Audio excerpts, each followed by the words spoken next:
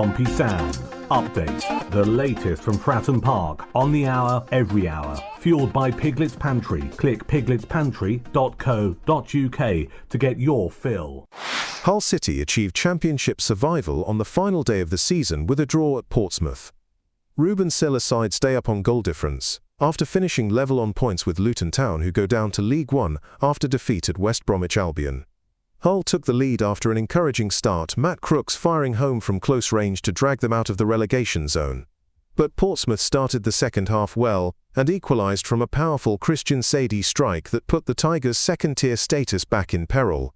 However, a point was enough, with Luton losing 5-3 at the Hawthorns. Hull took the lead in the first half thanks to Matt Crooks. Their fast start was rewarded in the 18th minute, as Gustavo Puerta whipped in a corner that was met by Crooks, who smashed it in on the volley with his left foot from close range.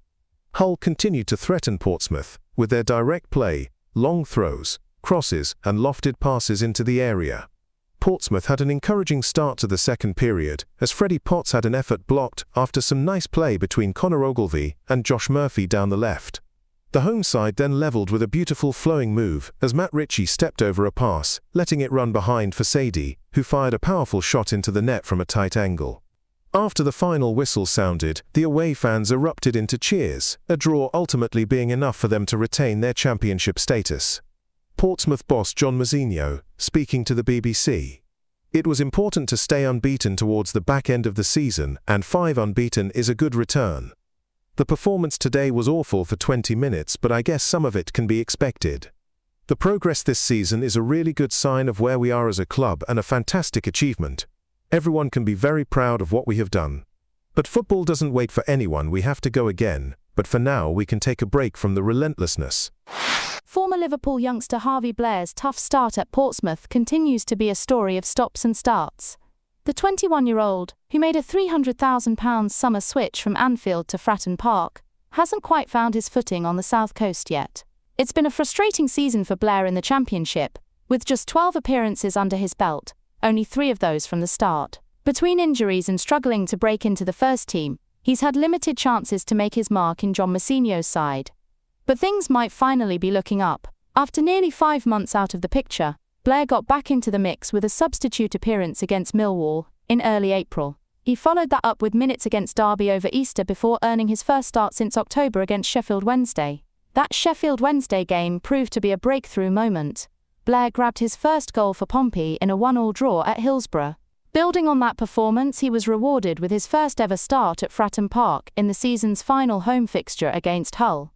The youngster looked bright in the early stages, giving the PO4 fanbase a rare glimpse of his ability. However, he was dealt a blow just before the quarter-of-an-hour mark, following a hefty challenge from the Tigers' Sean McLaughlin. While the Hull defender was booked for the challenge, Blair was received treatment on the pitch. But the help received wasn't enough, with the winger forced to retire from the action early in what will have been a tough blow. A tough blow. It happened right underneath where we were sitting, and it was a crunching tackle because the lad had been left. Blair actually skinned him. Well, didn't skin him. He got to the ball first. It was a lovely through ball, I think, from probably inevitably... No, it wasn't Matt Ritchie because he wasn't on the pitch. It was a nice through ball, and it set him about half a yard ahead of this Sean McLaughlin, who was travelling flat out to try and catch him. Blair was dribbling the ball and was staying ahead of him. He didn't leave him behind, but he didn't get caught, even though he was dribbling the ball. And at the point where it began to look dangerous, McLaughlin basically did the professional thing and made a hefty challenge, knowing that if he couldn't get the ball, then at least he would disrupt the action. Basically, bring Blair down, which he did. I'm sure he didn't mean to injure him, but he did. And the medical staff, I think, signalled using their walkie-talkies. They've all got mouthpieces and headphones nowadays. I think they said to the bench more or less straight away, he's not going to be able to continue because Matt Ritchie was warming up and warmed up and stripped and receiving his instructions before Blair even managed to climb to his feet. When he came off, their manager, John Mousinho, made sure that he got to Blair as he came past him to join the rest of the players in the dugout, as far as I could see. and Mousinho had some intimate words with him, obviously some encouragement, and tell him that he'd done good. And he had done good, because not only was he sharp on the ball, he did some great tackling back, remember? He was only on the pitch for 15 minutes, but he shone more than Abu Kamara.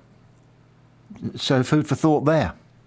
Fingers crossed anyway for Blair, and hopefully we'll get the news sometime early in the week that it was a knock, it was an impact injury, and it's going to heal itself, and he'll be ready for all the close season plans that Pompey have. Now the season is over and eyes turn towards next season. John Mousinho has got some pretty tough talking to do.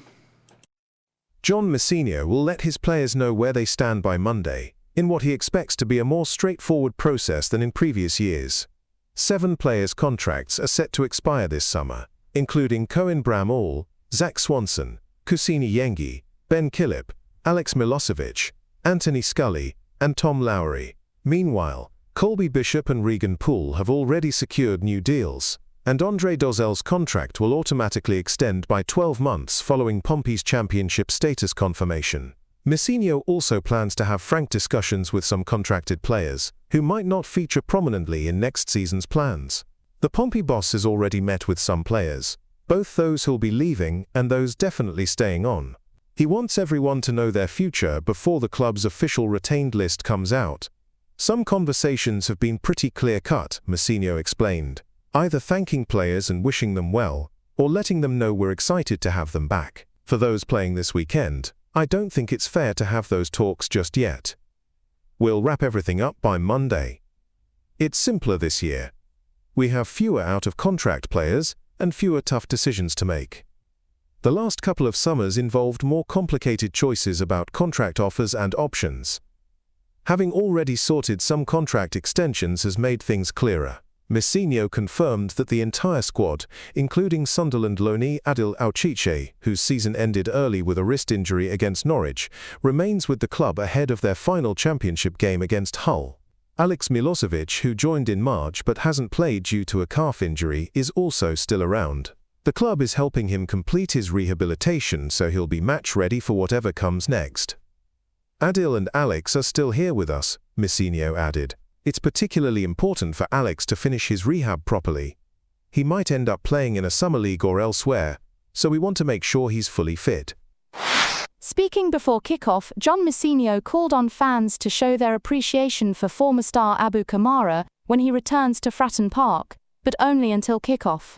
The young winger, who lit up League One last season during his loan spell from Norwich City, played a crucial role in ending Pompey's 12-year championship drought, with an impressive 10 goals and 11 assists.